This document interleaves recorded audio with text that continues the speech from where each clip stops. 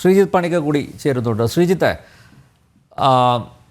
നമ്മുടെ ട്രംപിൻ്റെ തീരുമാനങ്ങളെ എങ്ങനെ നോക്കിക്കാണുന്നു താങ്കൾ? ആദ്യം തന്നെ അതിലേക്ക് വരുന്നതിന് മുമ്പ് ഇവിടെ ശ്രീ ബലദേവ് പറഞ്ഞിരുന്ന ഒരു കാര്യത്തിൽ നിന്ന് തുടങ്ങാമെന്ന് തോന്നുന്നു. അത് ഒന്നാമത്തേത്, അമേരിക്കയുടെ ഒരു കമ്മിറ്റ്മെന്റ് കുറവിനെ പറ്റി അദ്ദേഹം പറഞ്ഞ ഒരു പ്രധാനപ്പെട്ട പോയിന്റ് ഉണ്ട്. അത് WHO നിന്നുള്ള പിന്മാറ്റത്തിനെ കുറിച്ചാണ്. പക്ഷേ അതിനെപ്പറ്റി എന്തുകൊണ്ടാണ് ആ ഒരു സാഹചര്യത്തിലേക്ക് എത്തിയത് എന്നതിനെക്കുറിച്ച് വളരെ വിശദമായിട്ട് തന്നെ അമേരിക്ക അതിനെപ്പറ്റി പ്രതിപാദിച്ചിട്ടുണ്ട്. അതിൽ അവരുടെ ഏറ്റവും പ്രധാനപ്പെട്ട ഡിസ്പ്യൂട്ട് ഒന്ന്, COVID-19 ഹാൻഡിലിംഗുമായി ബന്ധപ്പെട്ട് WHO വളരെ ലേറ്റായി പോയി. അവരുടെ ഇനിഷ്യൽ റെസ്പോൺസ് എന്ന് പറയുന്നത് വളരെ വൈകിപ്പോയി എന്ന രീതിയിലത്തേക്കുള്ള ഒരു ആരോപണമുണ്ട്. തന്നെയുമല്ല, അവർക്ക് ഒരു അലജ്ഡ് ബയാസ്, അതായത് ചൈനയുമായിട്ട് ബന്ധപ്പെട്ട ഒരു ബയാസ് ഉണ്ട് എന്ന രീതിയിലത്തേക്കുള്ള ഒരു ആരോപണമുണ്ട്. ആ ആരോപണം വേണ്ട രീതിയിൽ പരിശോധിക്കപ്പെട്ടില്ല എന്ന് പറയുന്നുണ്ട്. നമുക്കറിയാം, ട്രംപ് ഒക്കെ ഇതിനെ എല്ലായ്പ്പോഴും വിളിച്ചിരുന്നത് ചൈനീസ് വൈറസ്, വുഹാൻ വൈറസ് എന്നൊക്കെയാണ്. അപ്പൊ ആ രീതിയിലത്തേക്ക് ചൈനയിൽ നിന്നാണ് അത് വന്നിരിക്കുന്നത് എന്നും എന്ത് സാഹചര്യത്തിലാണ് അത് വന്നിരിക്കുന്നത് എന്നതിനെക്കുറിച്ച് കൃത്യമായ പഠനങ്ങൾ നടത്തുന്നില്ല. അവിടെ WHO ഭാഗത്തു നിന്നൊരു ബയാസ് ഉണ്ട് എന്നുള്ളൊരു ആരോപണം ട്രംപിനുണ്ട്. അതേപോലെ തന്നെ ഫൈനാൻഷ്യൽ ഡിസ്പാരിറ്റി, ഇപ്പൊ നേരത്തെ അദ്ദേഹം പറഞ്ഞതുപോലെ വലിയൊരു ശതമാനം, വലിയൊരു ഷെയർ WHO പ്രവർത്തനങ്ങൾക്ക് നൽകുന്നത് അമേരിക്കയാണ്. പക്ഷേ അങ്ങനെ ചെയ്യുന്ന സമയത്ത് മറ്റുള്ള രാജ്യങ്ങൾ പ്രൊപ്പോർഷനേറ്റ് ആയിട്ട് ഇതിൽ കൊടുക്കുന്നില്ല. അൺഫെയർ ആയിട്ടാണ് അമേരിക്കയിൽ നിന്ന് ഈ വലിയ തുക WHO വാങ്ങുന്നത് എന്നിങ്ങനെയുള്ള പ്രധാനപ്പെട്ട കാരണങ്ങൾ വെച്ചിട്ടാണ് അവർ അതിൽ നിന്ന് പിന്മാറുന്നത്. അപ്പൊ പിന്മാറിയത് കൊണ്ട് അമേരിക്കയ്ക്ക് പ്രത്യേകിച്ച് നഷ്ടമില്ല എന്നും അമേരിക്കയുടെ രാഷ്ട്രീയമായിട്ടുള്ള അതേപോലെ തന്നെ സാമ്പത്തികമായിട്ടുള്ള താല്പര്യങ്ങൾ സംരക്ഷിക്കപ്പെടുകയാണ് എന്നുമുള്ളതാണ് അവരുടെ പൊളിറ്റിക്കൽ ലൈൻ എന്നുള്ളത് ഒരു വസ്തുതയാണ്. രണ്ടാമത്തെ ഒരു കാര്യം അദ്ദേഹം പറഞ്ഞിരിക്കുന്ന ഈ ട്രേഡ് അല്ലെങ്കിൽ ഇന്ത്യ സഫർ ചെയ്യുന്ന ഒരു ഇമ്പോർട്ടുമായി ബന്ധപ്പെട്ട കാര്യമാണ്. സമാനമായിട്ടുള്ള കാര്യം 2018 ഉണ്ടായിട്ടുണ്ട്. കാരണം ഇവിടെ സ്റ്റീൽ അല്ലെങ്കിൽ അലൂമിനിയം തുടങ്ങിയ കാര്യങ്ങളുമായി ബന്ധപ്പെട്ട് സ്റ്റീലിന് 25%, അലൂമിനിയത്തിന് 10% അഡീഷണൽ താരിഫ് അമേരിക്ക ഏർപ്പെടുത്തിയിരുന്ന ഒരു സമയമുണ്ട്. അപ്പോൾ ശ്രീ അനിൽ നമ്പ്യാർ പറഞ്ഞതുപോലെ ഒരു ബൈലാറ്ററൽ ടോക്ക് ഒക്കെ നടന്നിരുന്നു. പക്ഷേ അതിൽ ഈ റേറ്റിൽ വ്യത്യാസം വരുത്തുന്നതിന് വേണ്ടിയിട്ട് അമേരിക്ക തയ്യാറായിരുന്നില്ല. അന്ന് നമ്മുടെ ഗവൺമെന്റ് ചെയ്തിരുന്നത് റിട്ടാലിയേറ്ററി മെഷറാണ്. 2 ഉൽപ്പന്നങ്ങൾക്കാണ് ഇത് കാര്യമായിട്ട് വർദ്ധിപ്പിച്ചതെങ്കിൽ ഇന്ത്യ 28 പ്രോഡക്റ്റുകൾക്കാണ് ഇതേപോലെ തന്നെ താരിഫ് വർധന നടത്തിയത്. അപ്പൊ ഇത് ഒരു ടാക്ടിക്കാണ്. അതായത് റിറ്റാലിയേറ്ററി മെഷറുകൾ എടുക്കുക, അതേപോലെ തന്നെ ട്രേഡ് നമ്മൾ ഡൈവേഴ്സിഫൈ ചെയ്യുക, കൂടുതലായിട്ടുള്ള വിദേശ രാജ്യങ്ങളെ, മറ്റ് രാജ്യങ്ങളെ ആശ്രയിക്കുക, ആഭ്യന്തരമായിട്ടുള്ള സപ്പോർട്ട് കൊണ്ട് ഇവിടെ കൂടുതലായിട്ട് വ്യവസായങ്ങൾ കൊണ്ടുവരിക തുടങ്ങിയ ഒരുപാട് കാര്യങ്ങളുണ്ട്. അതായത് അമേരിക്കയുമായി ബന്ധപ്പെട്ട റിലയൻസിനെ കുറച്ചു കൊണ്ടുവരിക, പ്രത്യേകിച്ച് ഫാർമസ്യൂട്ടിക്കൽ രംഗത്തിൽ അല്ലെങ്കിൽ ടെക്സ്റ്റൈലിൽ, ടെക്നോളജി, അങ്ങനെയുള്ള കുറേയധികം മേഖലകളിൽ അത് ഗ്രാജുവലി അതിൽ വ്യത്യാസം വരുത്തുക, അങ്ങനെ അവരിലേക്ക് ഒരു സമ്മർദ്ദം കൊണ്ടുവരിക. പിന്നെ ഒപ്പം ഈ പറയുന്ന മറ്റ് അവർ നമ്മളെ ആശ്രയിക്കുന്ന ഏതൊക്കെ മേഖലകളാണോ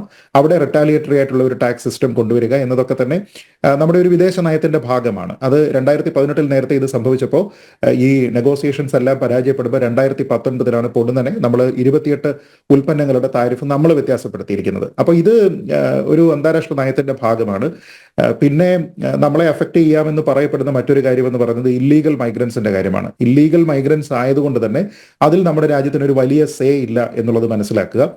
പ്രത്യേകിച്ച് അത് നമ്മുടെ രാജ്യവും ഇല്ലീഗൽ മൈഗ്രൻസിനോട് സ്വീകരിക്കുന്ന ഒരു സമീപനമുണ്ട്. അപ്പൊ അതുകൊണ്ട് തന്നെ അത് ഒരു രാജ്യത്തിന്റെ സുരക്ഷയുമായി ബന്ധപ്പെട്ട പ്രശ്നമായതുകൊണ്ട് തീരുമാനിക്കാനുള്ള പൂർണ്ണമായിട്ടുള്ള അധികാരം അവർക്കുണ്ട്. അതിൽ നമ്മുടെ രാജ്യത്തിന്റെ ഒരു ബാർഗെയിനിങ് പവർ എന്ന് പറയുന്നത് വളരെ ലിമിറ്റഡ് ആണ്, ഫോർ ഓബിയസ് റീസൺസ്. ഇനി ഇതിന്റെ കാരണമായിട്ടുള്ള ഈ ചർച്ചയുടെ കാരണമായിട്ടുള്ള വിഷയത്തിലേക്ക് വന്നു കഴിഞ്ഞാൽ നമ്മൾ ആദ്യം തന്നെ മനസ്സിലാക്കേണ്ടത് October 7 അറ്റാക്ക് അവിടെ ഉണ്ടായതിനു ശേഷം, 2023 October 7 അറ്റാക്സ് ഉണ്ടായതിനു ശേഷം ഒരു ഇൻസിഡന്റിൽ മാത്രം, അതായത് അമേരിക്കയിൽ ന്യൂയോർക്കിലുള്ള കൊളംബിയ ആൻഡ് സിറ്റി കോളേജിൽ ഉണ്ടായിരിക്കുന്ന ഒരൊറ്റ ഇൻസിഡന്റിൽ മാത്രം 300-ലധികം വിദ്യാർത്ഥികളെയാണ് അറസ്റ്റ് ചെയ്യേണ്ടി വന്നിരുന്ന ഒരു സാഹചര്യം അമേരിക്കയിൽ ഉണ്ടായത്. അതായത് അവിടെ പ്രൊട്ടസ്റ്റ് നടക്കുന്നതിന്റെ ഭാഗമായിട്ട് വിദേശത്തു നിന്നുള്ള വിദ്യാർത്ഥികൾ, സ്റ്റുഡന്റ് വിസയിൽ വന്നിരിക്കുന്ന ആൾക്കാർ ഉൾപ്പെടെ വളരെ വലിയ രീതിയിലത്തേക്കുള്ള പ്രശ്നങ്ങൾ അവിടെ ഉണ്ടാക്കുന്നു. അതിൽ തന്നെ ടെററിസ്റ്റ് ത്രെട്ട് ഇഷ്യൂ ചെയ്യുന്നുണ്ട്. അവരുടെ ഭാഗത്തു നിന്ന് തീവെപ്പ് ഉൾപ്പെടെയുള്ള കാര്യങ്ങൾ ഉണ്ടായിട്ടുണ്ട്. അവരവിടെയുള്ള പൊതുസ്വത്ത് നശിപ്പിക്കുന്ന പ്രവർത്തനങ്ങളിൽ ഏർപ്പെട്ടിട്ടുണ്ട്. അമേരിക്കയിലുള്ള ജൂതമത വിഭാഗത്തിലുള്ള ആൾക്കാർക്കെതിരെ വലിയ രീതിയിലത്തേക്കുള്ള ആക്രമണം, കായികമായിട്ടുള്ള ആക്രമണം അവരുടെ ഭാഗത്തു നിന്നുണ്ടായിട്ടുണ്ട്. ഇതുമായി ബന്ധപ്പെട്ടിട്ടൊക്കെ തന്നെ നിരവധി അറസ്റ്റുകളാണ്. 100 കണക്കിന് സ്റ്റുഡൻസ് ആണ് അവിടെ അറസ്റ്റ് ചെയ്യപ്പെട്ടിട്ടുള്ളത് അല്ലെങ്കിൽ നിയമത്തിന്റെ മുന്നിലേക്ക് വന്നിട്ടുള്ളത്. അതുകൊണ്ട് തന്നെ ഇപ്പോൾ ഉണ്ടായിരിക്കുന്ന ഒരു പ്രഖ്യാപനം എന്നതിനപ്പുറത്തേക്ക് ഒരു ഇലക്ടറൽ പ്രോമിസ് ആയിട്ട് തന്നെ ഡൊണാൾഡ് ട്രംപ് അവിടെ പറഞ്ഞിരുന്ന കാര്യം വളരെ സ്ട്രിക്റ്റ് ആയിട്ടുള്ള ആക്ഷൻ, അമേരിക്കൻ ജൂതന്മാർക്കെതിരെ നടപടികൾ സ്വീകരിക്കുന്ന അല്ലെങ്കിൽ അവരെ ആക്രമിക്കുന്ന, കായികമായി നേരിടുന്ന ആൾക്കാർക്കെതിരെ, അതേപോലെ തന്നെ ആന്റി സെമിറ്റിസം അങ്ങനെ ഒരു പ്രോത്സാഹനം നൽകുന്ന ആൾക്കാർക്കെതിരെ ക്യാമ്പസുകളിലായിക്കോട്ടെ തെരുവിലായിക്കോട്ടെ അതിശക്തമായിട്ടുള്ള നടപടി സ്വീകരിക്കും എന്നാണ് പറഞ്ഞിരുന്നത്. ഇപ്പോ അവിടെ വന്നിരിക്കുന്ന ഡിക്ലറേഷനിൽ ഇത് ആവർത്തിക്കുകയാണ്. അതായത് സ്റ്റുഡന്റ് വിസ ക്യാൻസൽ ചെയ്യും എന്ന് പറഞ്ഞിരിക്കുന്നത് പ്രഖ്യാപിതമായിട്ടുള്ള ഒരു കാര്യമാണ്. അത് ഹമാസ് സിമ്പതൈസേഴ്സിന്റെ എന്നാണ്. വിദേശത്തു നിന്നുള്ള എല്ലാ ആൾക്കാരുടെയും എന്നല്ല, വിദേശത്തു നിന്ന് പ്രൊട്ടസ്റ്റ് ചെയ്യുന്ന എല്ലാ ആൾക്കാരുടേതൊന്നുമല്ല, വിദേശത്തു നിന്ന് വന്ന് എതിരെ അഭിപ്രായം പറയുന്ന ആൾക്കാരുടേത് എന്നല്ല, മറിച്ച് ഹമാസ് സിമ്പതൈസേഴ്സ് ആയിട്ടുള്ള, അവിടെ പ്രൊട്ടസ്റ്റ് ചെയ്യുന്ന, അവിടെ പ്രശ്നങ്ങൾ ഉണ്ടാക്കുന്ന, വാൻഡലൈസ് ചെയ്യുന്ന ആൾക്കാർക്കെതിരെ നടപടി സ്വീകരിക്കും. അതിന്റെ ഭാഗമായിട്ട് അവരുടെ സ്റ്റുഡന്റ് വിസ ക്യാൻസൽ ചെയ്യുകയും അവരവിടെ നിന്ന് ഡീപ്പോർട്ട് ചെയ്യപ്പെടുന്ന സാഹചര്യം ഉണ്ടാവുകയും ചെയ്യും. അതിന് കാരണമായിട്ട് പറയുന്നത് തന്നെ റാഡിക്കലിസം അമേരിക്കയിൽ മുമ്പ് എങ്ങുമില്ലാത്ത രീതിയിലത്തേക്ക് വർദ്ധിച്ചിട്ടുണ്ട് എന്നാണ്. ഇത് തന്നെ അദ്ദേഹത്തിന്റെ ഇലക്ട്രൽ പ്രോമിസ് ആയിട്ട്, ഇലക്ട്രൽ ക്യാമ്പയിന്റെ ഭാഗമായിട്ട് അദ്ദേഹം ഉപയോഗിച്ചതാണ്. ഇതെല്ലാം കേട്ടുകൊണ്ടാണ് ആൾക്കാർ അത് നടപ്പാക്കുന്നതിന് വേണ്ടി അദ്ദേഹത്തിന് വോട്ട് ചെയ്തിരിക്കുന്നത്. അപ്പൊ ഇവിടെ ഉണ്ടാകുന്ന ഏറ്റവും പ്രധാനപ്പെട്ട ഒരു കാര്യം, ഇതിനോടകം തന്നെ പല റൈറ്റ്സ് ആക്ടിവിസ്റ്റ് ഗ്രൂപ്പുകളും പറഞ്ഞിരിക്കുന്നത് ഇത് ഭരണഘടനാ വിരുദ്ധമാണ് എന്നാണ്. കാരണം അമേരിക്കയിൽ തന്നെയുള്ള ഫസ്റ്റ് അമെന്റ്മെന്റ് ഉണ്ട്. ആ ഫസ്റ്റ് അമെന്റ്മെന്റ് ബാധകമാകുന്നത് അമേരിക്കൻ പൗരന്മാർക്ക് മാത്രമല്ല, അമേരിക്കയിലുള്ള വിദേശ പൗരന്മാർക്ക് ഉൾപ്പെടെ അത് ബാധകമാണ്. അതായത് അവർക്ക് സമാധാനപരമായിട്ട് പ്രൊട്ടസ്റ്റ് ചെയ്യാം, ലോഫുൾ ആയിട്ട് അവർക്ക് പ്രൊട്ടസ്റ്റ് ചെയ്യാം, പബ്ലിക് ഡെമോൺസ്ട്രേഷൻസ് നടത്താം എന്നുള്ള ഒരു കാര്യം പറയുന്നുണ്ട്. അതുകൊണ്ട് തന്നെ ലോഫുൾ ആയിട്ടുള്ള ഡെമോൺസ്ട്രേഷൻ അല്ലെങ്കിൽ അഭിപ്രായം പറഞ്ഞതിന്റെ പേരിൽ, പൊളിറ്റിക്കൽ ഒപ്പീനിയന്റെ പേരിൽ വിദേശത്തു നിന്നുള്ള ഒരാളിന്റെ സ്റ്റുഡന്റ് വിസ റദ്ദാക്കിയതിനു ശേഷം അയാളെ അവിടെ നിന്ന് ഡീപ്പോർട്ട് ചെയ്യുക എന്ന് പറയുന്നത് മനുഷ്യത്വ വിരുദ്ധമായിട്ടുള്ള, ജനാധിപത്യ വിരുദ്ധമായിട്ടുള്ള നടപടിയാണ് എന്നാണ് ഈ ആൾക്കാരെല്ലാവരും തന്നെ പറയുന്നത്. പക്ഷേ അങ്ങനെയാണ് എങ്കിൽ നമ്മൾ അതേ സമയത്ത് തന്നെ അമേരിക്കയിൽ എങ്ങനെയാണ്, ഏതൊക്കെ സാഹചര്യത്തിലാണ് ഒരാളിനെ ഡീപ്പോർട്ട് ചെയ്യാവുന്നത് എന്നത് പരിശോധിച്ചു കഴിഞ്ഞാൽ അതിലുള്ള ഒരു കാര്യമെന്ന് പറഞ്ഞാൽ ക്രിമിനൽ ആക്ടിൽ ഇൻവോൾവ് ചെയ്യുന്ന ഒരു വിദേശ പൗരൻ, അതേപോലെ പബ്ലിക് സേഫ്റ്റിയെ ഡിസ്റ്റർബ് ചെയ്യുന്ന രീതിയിലത്തേക്ക് പ്രവർത്തിക്കുന്ന ഒരാൾ, നമ്മുടെ വിസ ഇഷ്യൂ ചെയ്യുന്ന സമയത്ത് കുറേയധികം കണ്ടീഷൻസ് ഉണ്ടല്ലോ, ആ കണ്ടീഷനിലൊക്കെ തന്നെ ഒരിക്കലും വയലന്റ് ആയിട്ടുള്ള പ്രൊട്ടസ്റ്റ് എന്ന് പറയുന്നത് അനുവദിക്കില്ല എന്നുള്ള ഒരു കാര്യമുണ്ട്. അപ്പൊ അതിനെയെല്ലാം വയലേറ്റ് ചെയ്യുന്ന രീതിയിലത്തേക്കുള്ള ആൾക്കാരെ ഡീപ്പോർട്ട് ചെയ്യാനുള്ള മാർഗവുമുണ്ട്. അപ്പോൾ ഒരു ലീഗൽ ബാറ്റിൽ ഒരുപക്ഷെ ഈ വിഷയവുമായി ബന്ധപ്പെട്ട് ഉണ്ടായേക്കാം. പക്ഷേ ഈ WHO വിഷയത്തിലാണെങ്കിലും ഇല്ലീഗൽ മൈഗ്രൻസിന്റെ കാര്യത്തിലാണെങ്കിലും അമേരിക്കയുടെ താല്പര്യം എന്താണോ അത് എന്താണെന്ന് വെച്ചാൽ എക്സിക്യൂട്ട് ചെയ്യുക എന്നുള്ളതാണ് അവിടെ തെരഞ്ഞെടുക്കപ്പെട്ടിരിക്കുന്ന ഒരു ജനപ്രതിനിധിയുടെ ഉത്തരവാദിത്തം. അങ്ങനെ നോക്കിക്കഴിഞ്ഞാൽ ഈ കാര്യങ്ങളിൽ ഒന്നും തന്നെ അമേരിക്കയെ കുറ്റം പറയാൻ കഴിയില്ല. നേരത്തെ പറഞ്ഞതുപോലെ ഒരൊറ്റ ഇൻസിഡന്റിൽ 300-ലധികം ആൾക്കാർ അവിടെ അറസ്റ്റ് ചെയ്യപ്പെട്ടിട്ടുണ്ടെങ്കിൽ, അൺലോഫുൾ ആയിട്ടുള്ള പ്രൊട്ടസ്റ്റ് നടന്നിട്ടുണ്ടെങ്കിൽ, പബ്ലിക് പ്രോപ്പർട്ടി വാൻഡലൈസ് ചെയ്യപ്പെട്ടിട്ടുണ്ടെങ്കിൽ, അമേരിക്കയിലെ ജൂതന്മാരായിട്ടുള്ള ആൾക്കാർക്കെതിരെ ആക്രമണം ഉണ്ടായിട്ടുണ്ടെങ്കിൽ ഇതെല്ലാം തന്നെ വയലന്റ് പ്രൊട്ടസ്റ്റുകളാണ്. ഇതെല്ലാം തന്നെ രജിസ്റ്റർ ചെയ്യപ്പെട്ടിരിക്കുന്ന ക്രിമിനൽ കേസുകളാണ്, ക്രിമിനൽ ആക്ടുകളാണ്. ഇതെല്ലാം തന്നെ പബ്ലിക് സേഫ്റ്റിക്ക് വിഘാതമാണ്. ഒപ്പം ഈ പറഞ്ഞിരിക്കുന്നത് പോലെ സെമറ്റിക് മതവിശ്വാസങ്ങളുമായി ജീവിക്കുന്ന ആൾക്കാരോട് അതിനെ എതിർക്കുന്ന രീതിയിലത്തേക്കുള്ള ആന്റി സെമറ്റിസിസം എന്ന രീതിയിലത്തേക്ക് വ്യാഖ്യാനിക്കാവുന്ന കാര്യങ്ങളാണ്. മാർപ്പാപ്പ പോലും പ്രതിഷേധിച്ചപ്പോ അങ്ങനെയാണെങ്കിൽ വത്തിക്കാനിലേക്ക് ആളെ അയക്കാന്ന് പറഞ്ഞു അല്ലേ? അതിനപ്പുറത്തേക്കൊന്നുമില്ലല്ലോ. ആരെ എതിർത്താലും ഇനിയിപ്പോ ഇദ്ദേഹത്തിന്റെ മറുപടി ഇങ്ങനെ തന്നെയായിരിക്കുമല്ലോ. മാർപ്പാപ്പയോട് പോലും പറഞ്ഞിരിക്കുകയാണ്.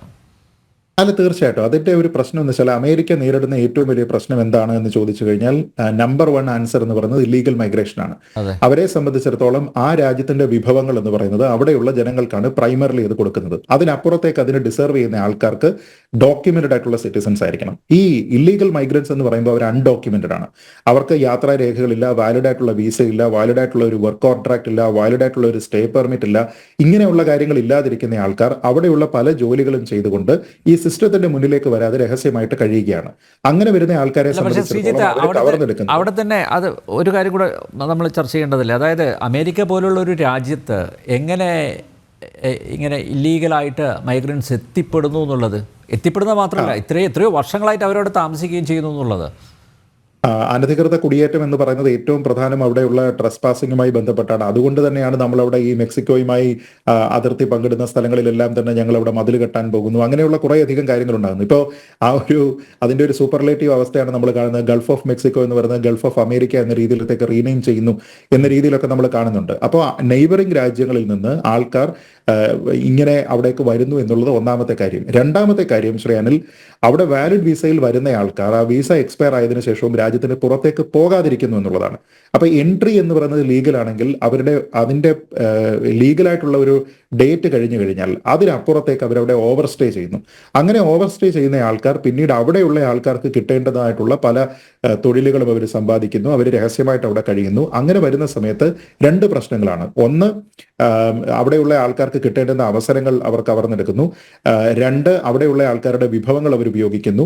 മൂന്നാമത്തെ ഒരു പ്രശ്നം കൂടിയുണ്ട്. ആ പ്രശ്നം എന്ന് പറയുന്നത് ഇവരെല്ലാവരും തന്നെ അൺഡോക്യുമെന്റഡ് ആയതുകൊണ്ട് തന്നെ, അൺഅക്കൗണ്ടഡ് ആയിട്ട് അവിടെ താമസിക്കുന്ന ആൾക്കാരായതുകൊണ്ട് തന്നെ ഇവരുടെ അവിടുത്തെ ഉള്ള ഒരു സാന്നിധ്യം എന്ന് പറയുന്നത് തന്നെ കുറേയധികം നിയമപരമായിട്ടുള്ള പ്രശ്നങ്ങൾ ഉണ്ടാക്കുന്നുണ്ട്. സാമൂഹ്യ സുരക്ഷിതത്വത്തെ അത് ബാധിക്കുന്നുണ്ട്. ഇപ്പൊ നമ്മുടെ നാട്ടിലാണെങ്കിലും നമ്മളൊന്ന് ആലോചിച്ച് നോക്കാം. നമ്മുടെ നെയ്ബർഹുഡിൽ യാതൊരു വിധത്തിലുള്ള രേഖയും ഇല്ലാതെ, ഒരു തരത്തിലുള്ള അക്കൗണ്ടബിലിറ്റിയും ഇല്ലാതെ ആൾക്കാർ താമസിക്കുകയാണെങ്കിൽ അത് പ്രശ്നമാണ്.